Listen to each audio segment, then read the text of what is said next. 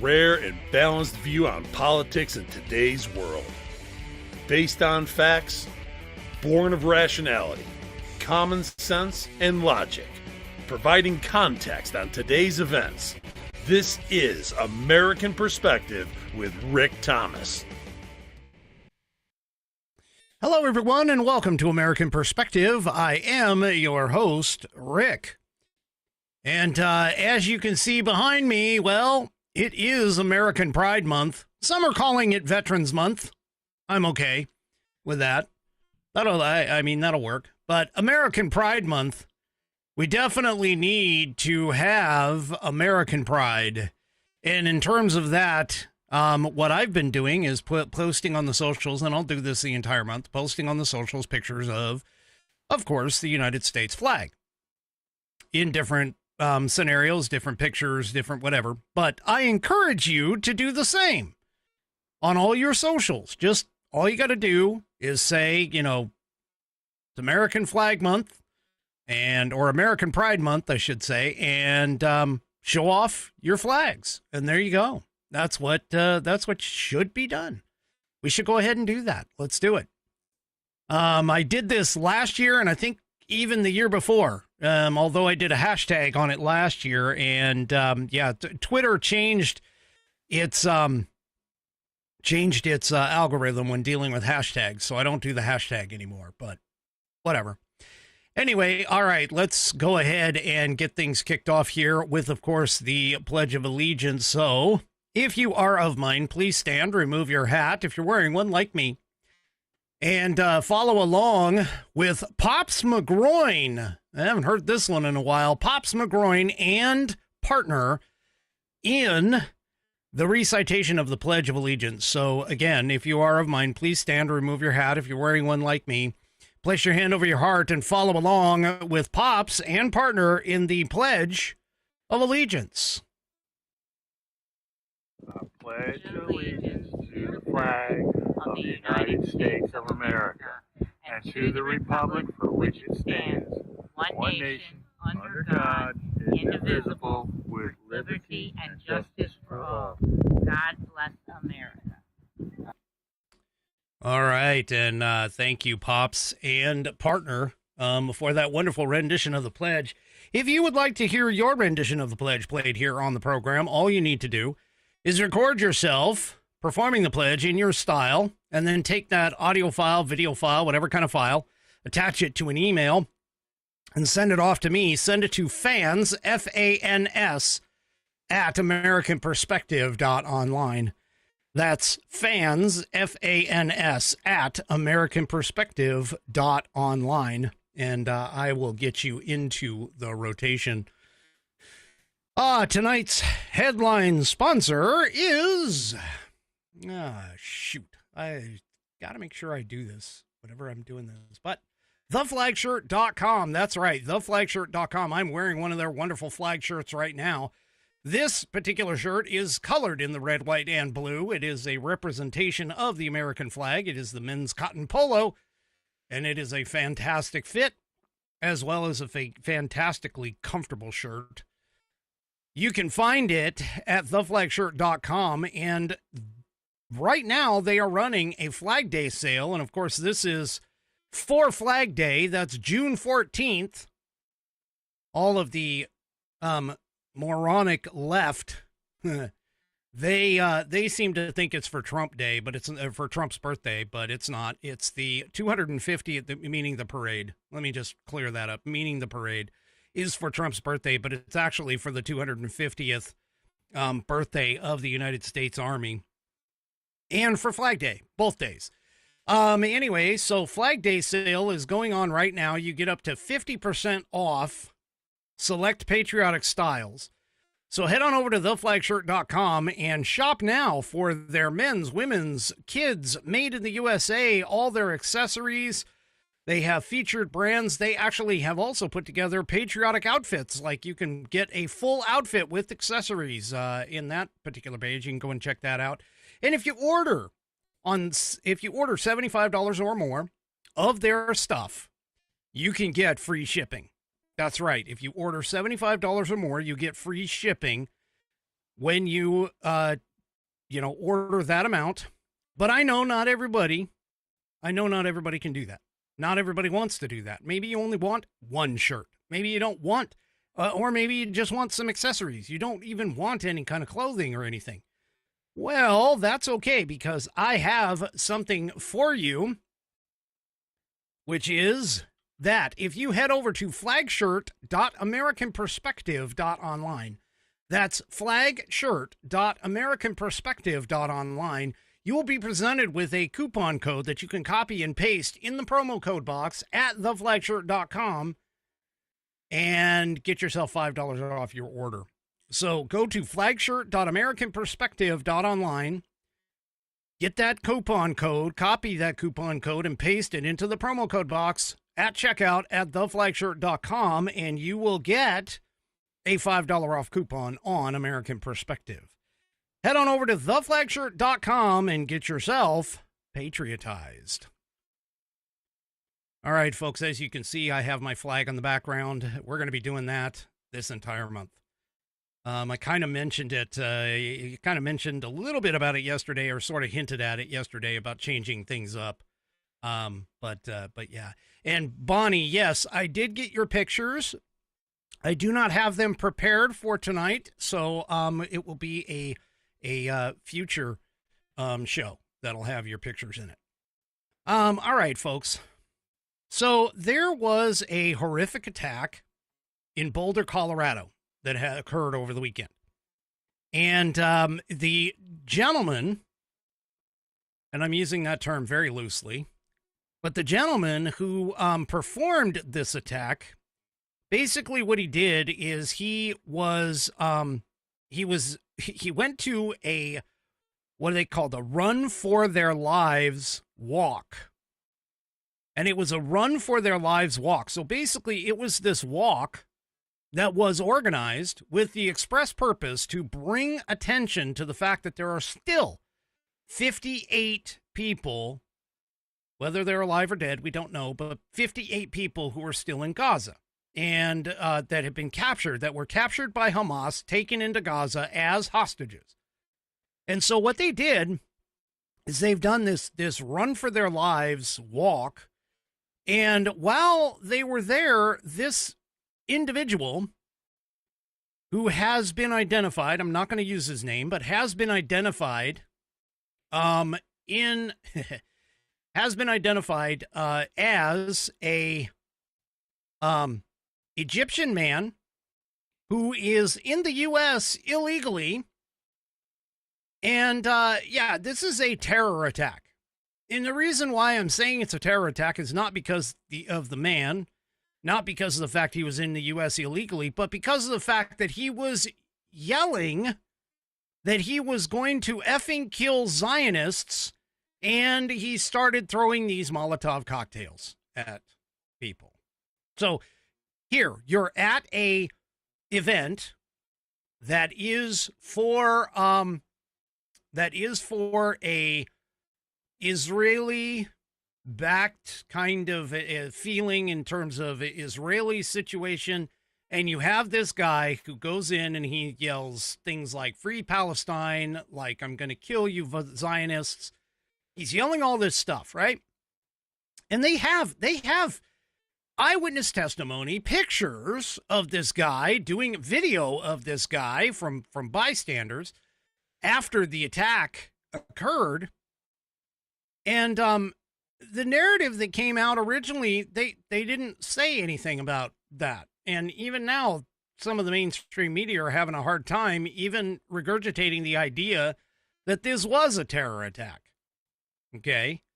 Now this terror attack, this gentleman, he came in to the country 2 years ago. So under Joe Biden, he came in, he overstayed his visa, and left 8 people injured in Boulder, Colorado.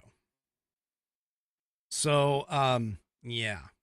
Anyway, he was heard yelling "Free Palestine" and other anti-Israel slogans during the attack on the victims that ranged in age from 52 to 88. So, yeah. Well, the thing about it is, and I'm not playing any video for it because there is some video, but I don't want to play it because it is kind of gruesome. But essentially, the police didn't want to say anything about whether or not it was a terror attack or not, even though they had, obvious evidence of it. And by that, I mean complete obvious evidence.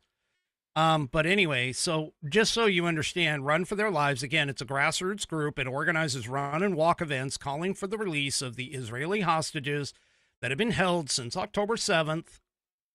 And according to the Anti-Defamation League, their sole mission was just walking peacefully to raise awareness for the 58 hostages still being held in captivity by Hamas in Gaza. We don't even know if they're still alive or not.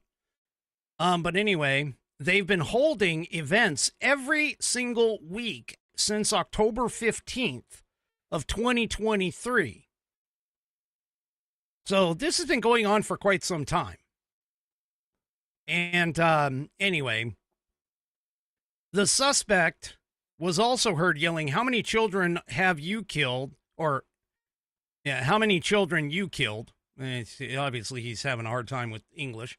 But anyway, we have to end Zionists. They are killers, according to an analysis of a video that was taken on site. So, yeah. And the FBI in Denver arrived on scene. They called it. And Dan Bongino, FBI Deputy Director Dan Bongino, said the attack is being investigated as an ideologically motivated violence based on, early information, eyewitnesses, video accounts, evidence, so on and so forth. And it's like, come on, folks, this is something really easy. This is easy. This is simple. This isn't hard to figure out here, folks. But the funny thing, well, I won't say funny, but actually more of like the sickening thing, I guess, is all about it. And by the way, again, there's, eyewitness testimony. There's an X account that goes by the name of BH Flyer 5 that had an account of the attack, which basically he's, whoever this person is, said definitely premeditated as it happened during the typical Sunday scheduled peaceful silent walk holding Jewish hostage signs and Israeli flags. He said, or the account said, man shouted, "You effing Zionists kill my people, so I kill you." And one elderly woman was so severely burned that her hair was charred and she wasn't moving while others cared for her. Others were simply sitting and lying down in actual shock, some with their pants completely burned off, skin melted up their legs, with skin evenly split open and bleeding in some areas.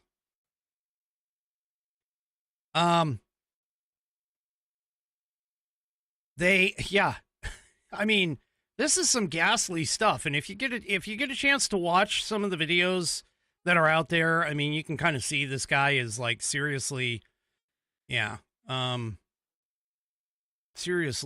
his rocker. Totally off his rocker. Now, why they didn't shoot him, why didn't the cops didn't shoot him when they first got there, I don't know. But anyway, I honestly, I don't know. There is video of when the cops arrive, and he surrendered relatively peacefully. I'm kind of surprised at. He did, when ordered, he did throw down his Molotov cocktail that he had in his hand and laid down and surrendered, was able to get arrested. So anyway, but the part that's disturbing is even more disturbing than this. The part that is even more disturbing than this was CNN's reaction to the entire attack. Now, keep in mind, again, okay, these folks, these people, they have video evidence. I've seen it. They have video evidence of it. They have video evidence of exactly what it is. Well, CNN decided to go and bring on Andrew McCabe. Okay. Andrew McCabe. And Andrew McCabe was on, let me see if I can find it. Where it was. Oh, I don't know. Maybe it wasn't any kind of a specialty show. But anyway, CNN's Juliette Kayyem, or KM, I don't know how it's pronounced, Kayyem. She tried to set the tone for the whole thing. She says local authorities are saying one thing and the FBI is saying something slightly different. And McCabe, of course, yeah, that's never a great start. I think the press conferences that we saw, one thing was abundantly clear is the local authorities, were being very, very careful. And I think that's the right approach at this point. They don't have a clear idea. Yeah, they did. He was yelling anti-Israeli slurs and statements, and on video, he attacked a Israeli supporting event. Yeah, they knew. They knew. Now, of course, he continues on because, of course, this didn't, again, the Bureau under McCabe's day, the Bureau didn't actually call out any terrorism, unless, of course, it happened to be something like, I don't know, a church group at a abortion clinic or something like that. I mean, yeah. So anyway, he says this is the sort of thing that the FBI can really help out a local police department with. We don't step in and take over and draw conclusions 5 minutes after the attack. You do when you have clear-cut evidence. I mean, yeah. So anyway, now the article in PJ Media that has got this CNN, the CNN clip, the person who wrote it says this: if the Boulder firebombing had targeted a pride parade instead of a pro-Israel event, the media would have immediately blamed conservative Christians. Yeah. There you go. But instead, the media is like, no. Now, hold on. We gotta be careful. This is obviously a terrorist event. Give me a break. The attacker kept parroting Hamas talking points. Yeah. We have to wait for all the facts. Yeah. No, I don't think so. So anyway, yeah, CNN is garbage. And this is one of the reasons why you definitely always should question the narrative. You've got to always ask, what is going on? With what is happening. You always have to question, where are the motives? What is the end goal here? Different things about what's happening in the world. And yeah, this is essentially the big, as far as that goes, the big story for the moment. And hopefully, we definitely pray for the people who were attacked. We hope they have a quick and as painless of a recovery as they possibly can. But again, folks, you want to know what the consequences are of having an open border. This and the Laken Riley, and any of the other people, I can't think of their names right off the top of my head, but any of the other people that have been victims of these kinds of crimes, they are the ones who are the ones that are definitely, we need to be protecting them more so than the other people. And Bonnie, of course, mentions that burns will take years to heal. Yes, actually, and the internal scars, because believe me, I can't even imagine, because I've never been, but I can just imagine what the internal mental scars are going to be from that kind of an attack, to just be standing there, enjoying the day or whatever, and then all of a sudden be lit on fire, and you can't put it out because it's an accelerant that is, burning you. So, yeah. Yeah, I mean, and to not even, I mean, CNN, seriously, to not even bother. I mean, what, first of all, what have you got Andrew McCabe up there for? He's discredited anyway. He's probably one of, to be honest with you, the reason why they probably have him on is because he's probably one of the few that'll actually go on to that discredited news, I put it in quotes, news organization. Anyway. Well, there is a interesting situation with the New York Times. Now, keep in mind, the New York Times is not a reputable news outlet. It's not like it used to be. Okay? It definitely is not like it used to be at all. In fact, it is very, very heavily left-leaning. And most of the so-called journalists that are there are more propagandists than journalists. But here, and I'm about ready to show you, there's even more proof of this. Here, this is in the Daily Wire. The New York Times covers a crazy climate change lawsuit that is targeting oil companies. But they leave out key evidence in the story. And this is why you need to question everything. This is another reason why you need to question the narrative. You need to question and seriously take a closer look. Think critically about these kinds of things. So anyway, the New York Times, just to give you an idea, essentially there was a death, unfortunate death of a woman's mother. The woman's mother is named Juliana, and the daughter is distraught, obviously, and she has decided to file a lawsuit. Now, this unfortunately happened here in my home state of Washington, in the city of Seattle. But the lawsuit is being brought because Juliana died in her car from hyperthermia. Now, most people have heard of hypothermia, which is when you get so cold that you end up dying. Hyperthermia is the opposite. You get so hot, you end up dying. Now, she died in her car on June 28th of 2021, which was essentially one of the hottest days. We had a very, very hot period of weather that year. And she's naming the Exxon, British Petroleum, Chevron, Shell, Conoco, Phillips 76 Phillips 66 oil companies, as well as a local pipeline company called the Olympic Pipeline Company, because of, get this, their contribution to climate change. So here's how the article kind of talks about it.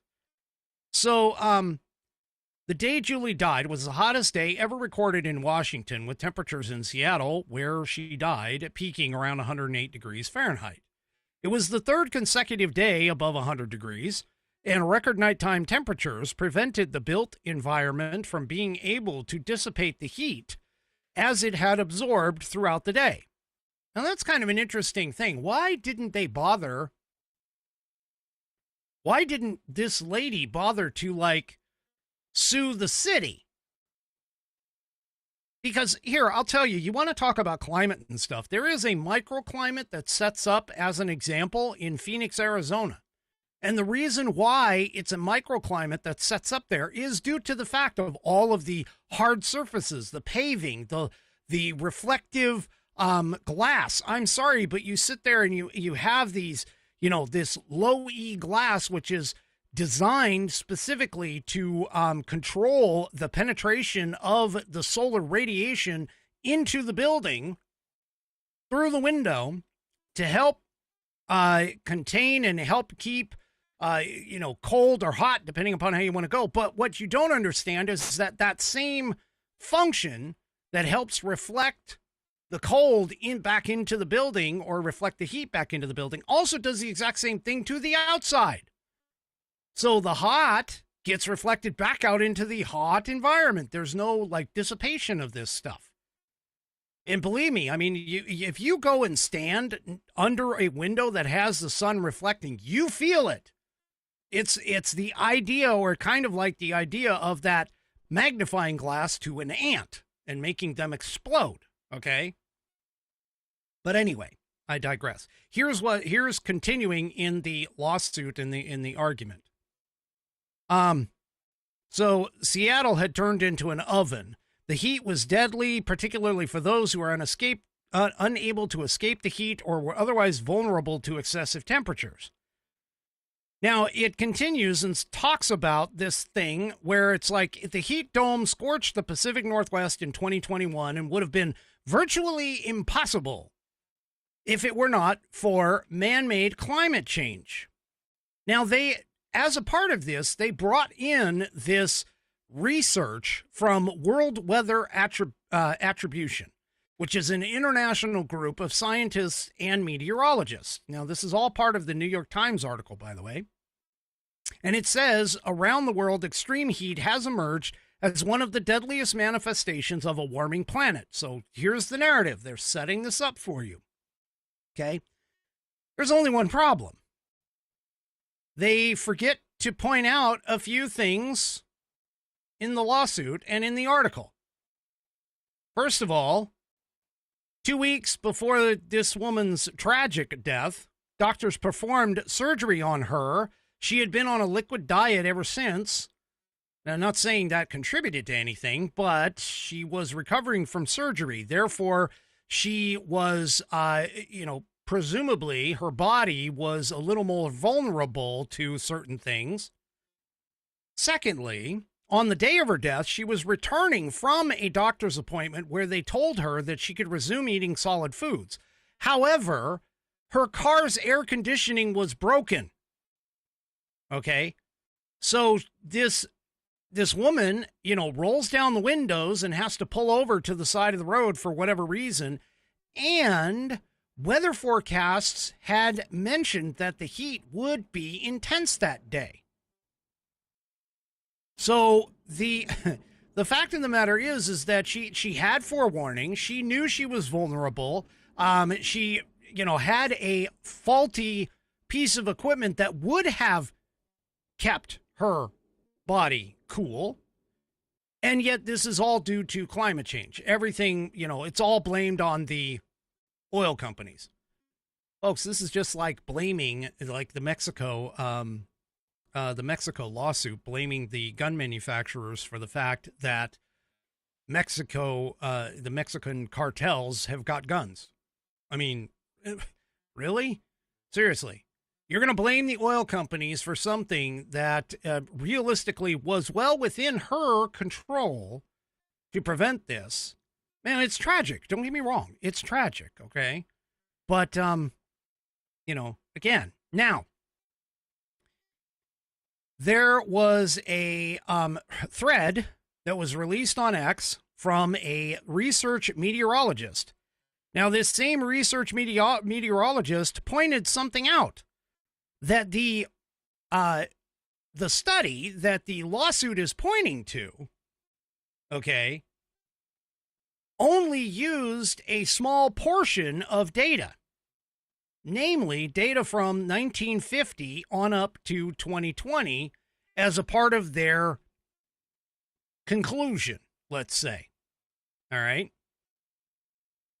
Now, there was an additional study of the Pacific Northwest, by the way, of the heat wave itself that occurred between June 25th and June 30th, 2021. And it basically states that several factors, in other words, weather, okay, several factors came together to produce this extreme event. It was a record-breaking, and I'm not going to give you all of the medical terms, but it was meteorological terms, I should say, but it was a breaking ridge over British Columbia in the optimal location that brought record-breaking temperatures, strong subsidence in the lower atmosphere, meaning it hung around for a while, okay, and a low easterly flow, meaning that the downslope warming that usually pushes the hot air out to the ocean, okay, all were gone.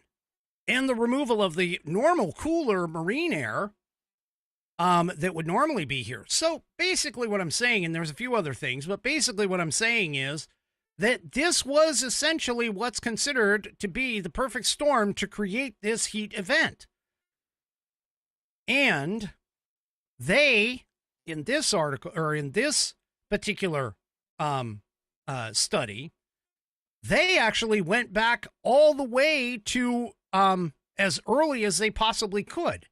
For an example, they took a look at the average and average trend from right around, let's see, 1911 was how far back they went. And they took a look at all of these. They're basically showing that, hey, this is a one-time weather event, and this is not a increasing trend being evident. That, yes, it happened, and it's sad that it happened, but the fact of the matter is that there isn't any real trend that demonstrates that this is anything other than an anomaly in the weather. This is not a specific trend across that is, this is definitely, first of all, it's definitely not attributable to greenhouse gases, but that it's definitely likely that it's, again, the perfect storm. It was a happenstance. And they actually go through the whole thing and they track these happenstances and so on and so forth, especially in the Pacific Northwest. Basically, this particular study refutes the other study and essentially calls it out and says, hey, they didn't go far enough back because of whatever reason. Now I'm sitting here and I'm basically telling you folks, this is the reason why you need to check and always question the narrative. Because there's this little thing that happens in science. Okay, it happens everywhere, but I'm going to focus on science for right now. There's this little thing that happens in science. It's known as human error. And when you have certain expectations of what you're going to find, and believe me, even if you enter into a scientific test with the purest of intentions, you still have to maintain and understand that there will still be a bias within that framework and time frame. Okay? That you can't sit here and always say, hey, you know what? We got to trust the science because the science is irrefutable. It's not. It's not irrefutable. And a perfect example is this. For many, many years, we've been hearing about, the Antarctic ice is melting, so on and so forth. But I showed you on this program a long time ago, there was a study that was done that all of a sudden, hey, yeah, it has been melting on the one side of the Antarctic, but hey, the other side is growing. And so it's like, is it really? I mean, again, you've got the problem that we have with certain individuals, and there's a lot of them nowadays, just telling you. But the problem that we have with a lot of certain individuals is the fact that they seem to believe that just because they happen to know something, because it's to them true, doesn't necessarily mean that it actually is true. And that when you sit there and all you do is look at things from the perspective of, hey, I'm only going to look at stuff that actually confirms what I'm saying, that's called confirmation bias. And that's something that so many in this world have actually done. They have looked at things and they've been like, hey, you know what? For an example, hey, you know what? Donald Trump is a sexual abuser. We've had one case. That one case has got so many holes in it from a Swiss cheese that there is absolutely nothing that a standard jury would have been able to necessarily say, you know what, and all they would have had to do was have a specific question or two with it. For an example, the simple fact that the case patterned after a Law and Order SVU program, for a simple fact that the dress that the accuser says she had on actually wasn't even created at the time that the attack supposedly happened, that key details are missing in the event recollection, key details like specifically where it happened, what time, where was it, things that would normally be on that person's forefront of their mind calls into question certain things. For an example, did the attack even happen? There is so many things that are questioned. Those are just the ones that I can recall off the top of my head from the lawsuit. So again, you're sitting here and you have to question everything, especially nowadays. And even with AI, you have to question AI because, again, that human factor gets put in. Who programmed the AI? And studies are showing that the majority of AIs that are out there have a left-leaning bias to them. So why would you necessarily take what that AI says at face value and automatically assume that it's right? You shouldn't. You need to question the narrative. You need to question everything nowadays. I'm going to give you an anecdotal story. And this is part of the reason why even higher educated people who the left seems to think, they are the perfect beings. Oh, I went to Harvard. And because I went to Harvard, you can't question me. Yeah, really? Let me give you an example. A true story and example. And here's the true story. I was working at a manufacturing company. We manufactured data and voice cabling products. As part of my work, I was supposed to go and test a lot of our products in a lab environment. Now, there is a complete difference between lab and real world. That's not part of this story. Okay. However, the testing machine that we were using, and I'm going to try and not get as technical as possible in here. It's not relevant necessarily to the story, but the testing machine had a specific setting within it that had to be taken from the devices that were under test. The manufacturer, created or gave you this value. And what you were supposed to do is enter it into the testing machine so that you could get the most accurate result. Now, here's the problem. I did the testing. I provided the test results to our engineering group.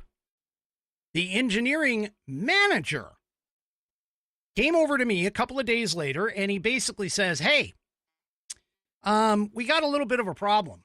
And I said, okay, what is it? And he's like, well, he says, my tech, let's just call him what he is. He was a lab individual, but basically just hands to do repeatable things. And he goes, my tech can't seem to repeat the results that you got. His results have come back all different. And I basically asked him, I said, well, let me ask you this. I go, did he set this value before he did his testing? And the electrical engineer was like, what does that have to do with it?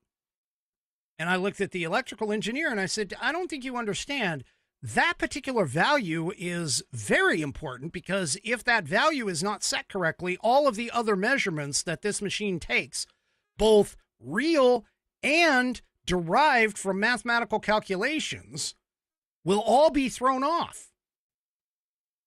And he looked at me and he goes, no, that's not possible. And I said, yes, it is. I'm like, I'm telling you, if he goes and sets it according to the manufacturer's specifications for the device under test, you will find that they match. Lo and behold, they did. And this is part of the reason why I'm sitting here and why I tell you that even though you're an educated person, that doesn't mean you have all the answers. That even though you've gone to school, and yes, you may be knowledgeable about a lot of things, but that doesn't mean that some other person doesn't have the answer to something that you are struggling with. Okay? That means you need to understand you cannot sit here and give somebody whom you believe to not have the intelligence or the experience, okay, to you go and look down on that individual because, oh no, he doesn't have a degree. Now, the funny thing is I actually do have a degree. And my degree, I had it at that time. But it was unbeknownst to this individual. And because of his arrogance and lack of understanding in the particular scenario that we were dealing with, he felt that he had the answers. Sometimes if you just open up your ears and actually listen to what a person is trying to say rather than thinking that you know everything, because believe me, you don't. And as much as I would like to say that, yes, I do have a wide breadth of knowledge, I am going to tell you there are some topics that, no, I don't know anything about them. But the difference between me and most of the rest of the world is that I will research that topic. I will dig into it if I need to in order to understand what is going on. And I'm not talking about just a surface level amount of knowledge. I'm talking about getting into the depths, getting into the weeds, because that is how we learn, folks. That's how we learn. And so questioning the narrative is something that everyone should be doing. Yet there is a far, far large group of individuals who are not questioning a damn thing when they're being force-fed or spoon-fed at their will what's being put out on the mainstream media, on the narrative, on, for whatever. And they automatically believe that, oh my gosh, yes, this guy believes as I do. So therefore he or she, this individual believes as I do. And so therefore they can do no wrong. Really? Really? The only thing that you learn in a university, realistically, ideally, you would learn how to learn, like how to research, how to question, how to come up with conclusions, and how to think critically. But that is not what they are learning there. They are learning to regurgitate information in a structured fashion. And they are learning to sit and follow through on a 4-year degree and not question anything. I had professors in my classes that they would just crap a proverbial brick if you were to ask a question and question their understanding and their motives. They believed that, well, I am the professor and I hold the goblet of truth and no one can question me. Yeah, that's pretty much what most elitist people who come out of universities and have college educations, that's how they act. And it gets worse. If you have a bachelor's degree, chances are you're not quite there yet. You may do it depending upon the particular course of study. But you go and hit a master's degree or a PhD, and the PhD is even worse. At each level of degree, it gets worse and worse as to how far the indoctrination actually becomes. So when you sit here and tell me, oh, I have a PhD, great. You were able to stick with something for 7 years. You were able to regurgitate the correct answers on tests. Totally understand it.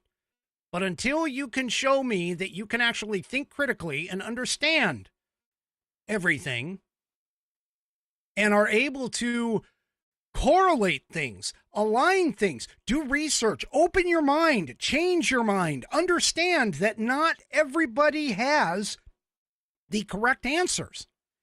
Until you are able to do that, you literally are doing nothing for me. You're doing nothing for anyone else. And you're being arrogant and very effete about it. You're being an effete snob about the whole thing.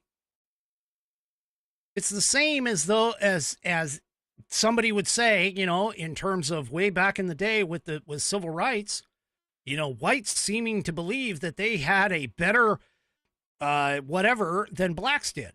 No. Believe me, I have met some very intelligent black folks. And yes, I'm calling them black. I don't call them African Americans because they're either American or they're African. They're not both. You can't be both. You're either one or the other. And yes, they were very intelligent and had a lot of answers that I didn't. And I was not afraid to question them or even to gain a better understanding of the situation, whatever situations they were in. There is no racism in me per se. Now, there are some viewpoints that people would consider to be racist. But until proven differently, those viewpoints are going to stay because they haven't been proven differently. So that's just part of my makeup, folks. That's just part of my makeup. All right. Okay, let me take a quick break here.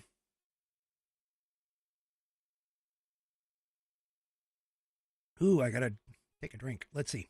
Which one is gonna pay me a little bit more? This one. All right. And yes, I do like getting money because money is important. Come on. Well, that's interesting. Try this. Come on. There we go. Got it. All right. If you still haven't tried 1775 coffee, now is your shot. The 1775 starter kit just dropped. There's a limited number of units available. So in this starter kit, you're getting bold dark roast, you're getting smooth medium roast, and you're getting the Vitality mushroom coffee. Now that coffee has clean energy and laser focus with zero crash. All of them are single origin, small batch, toxin free, and mold free.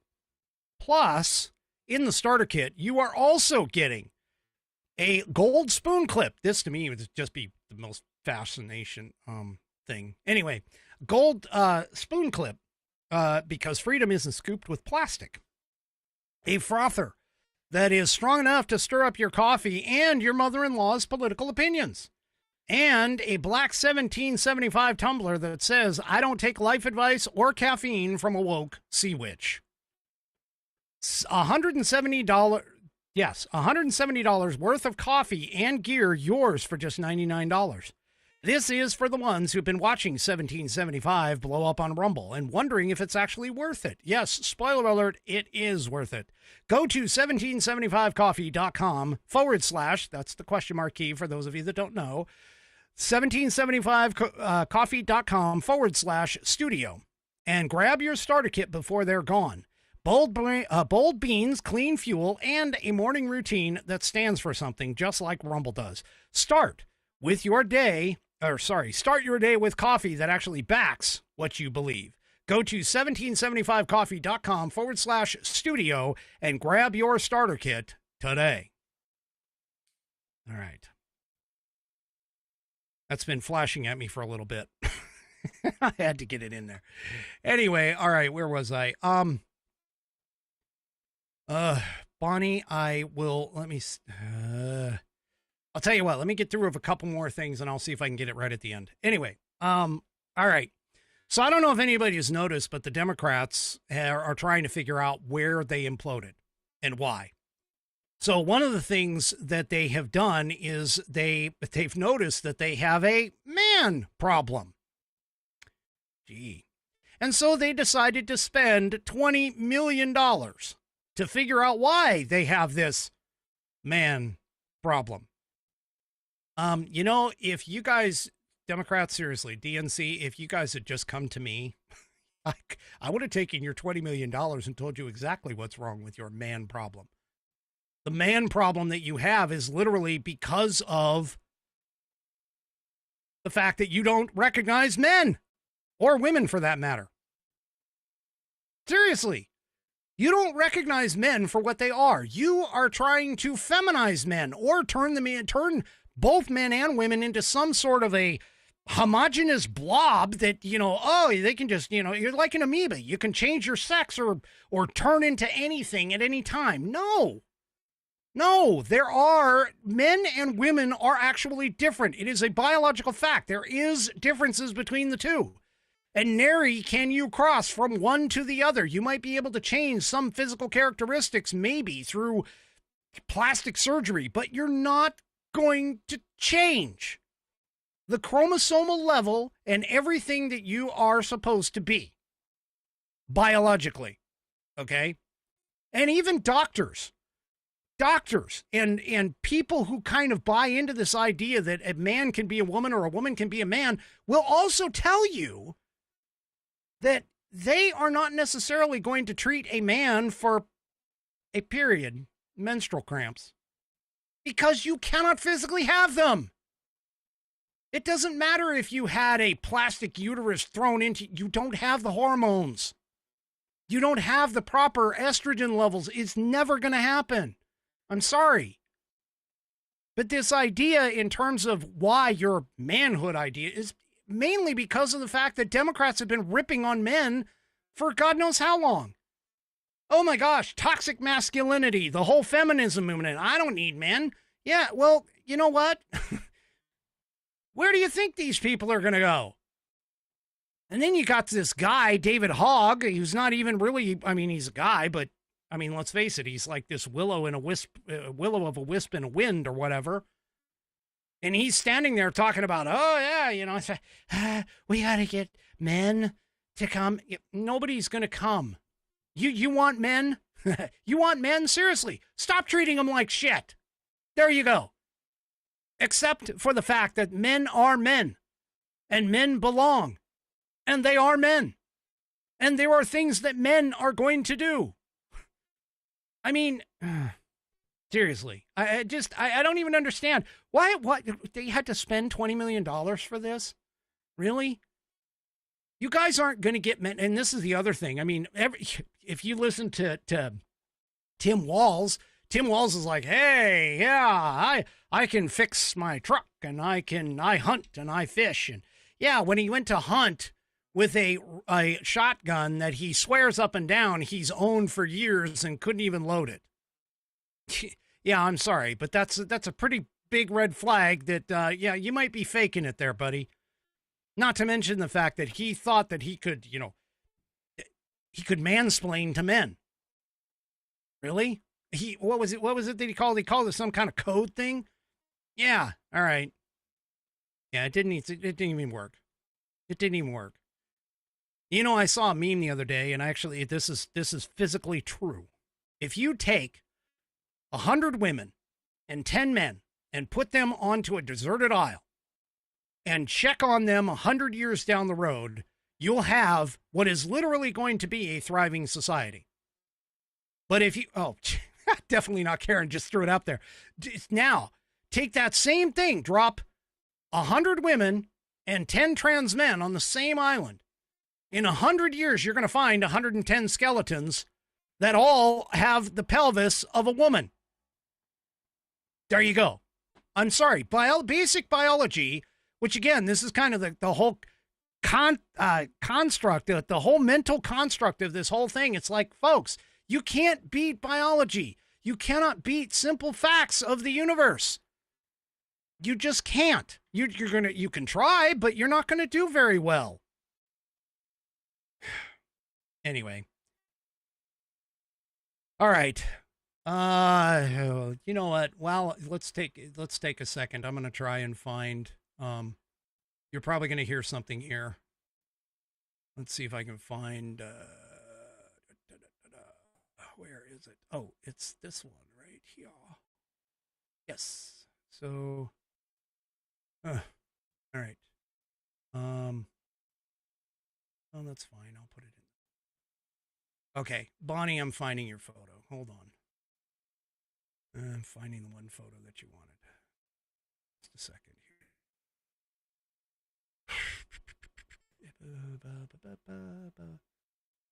And see, this is why I keep telling you folks, I have a hard time if I don't already have it put up. It just ruins the show's flow. I don't have anybody in the background being able to like grab all this stuff.